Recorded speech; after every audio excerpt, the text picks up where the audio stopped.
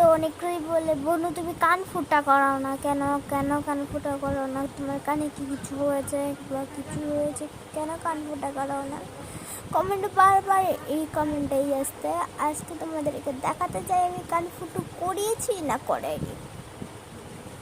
দেখো এটা অনেকটা বলতো এটা ফুটা, আমি তোমাদেরকে নিচেরটাও দেখিয়ে দিচ্ছি।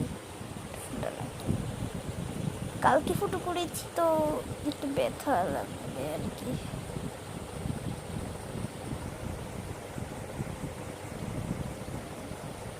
দেখেছ তো এবার বিষ ব্যথা লাগেনি, এটা লাল, আমাকে ডাক্তার বলিয়ে দিয়েছিল একটু লাল লাগবে, ওষুধ খেয়েছে তো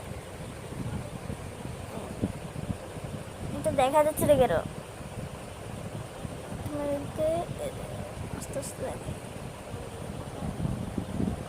ও মাই গড, দেখেছি কিভাবে খুলে দেয়, এটা খুলবে না। কালকে যে কানটা মানে ফুটো করিয়েছি এত ব্যথা করছিল, মানে কেঁদে দেওয়ার অবস্থা, আমি কাঁদেনি। অনেকটা ছোট্ট থাকতে কান ফুটো করা, তো এখন বিশ্বাস হয়েছে, মানে আমার প্রচণ্ড ভয় লাগে কান ফুটা করাতে, যদি কান একটু যদি কেটে যায় মাগো মাগো মাগো তাহলে তো আমি শেষ।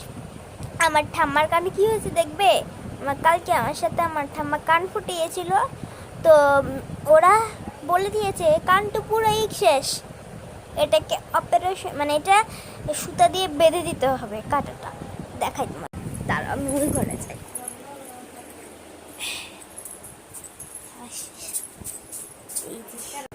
এই যে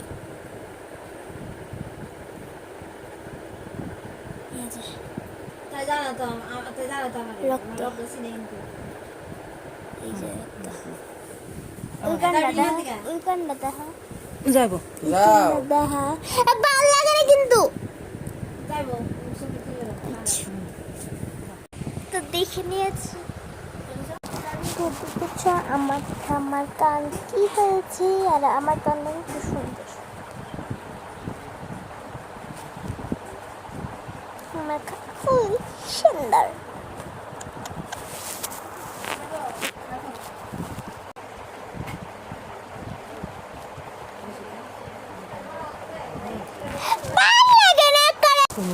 আমি মাত্র সেজে এসেছি, তার জন্য স্কিপ করেছি ভিডিওটা। এখান দিকে এসছি তো, এখান দিকে এসছি আর তোমাদের সাথে ভিডিওটা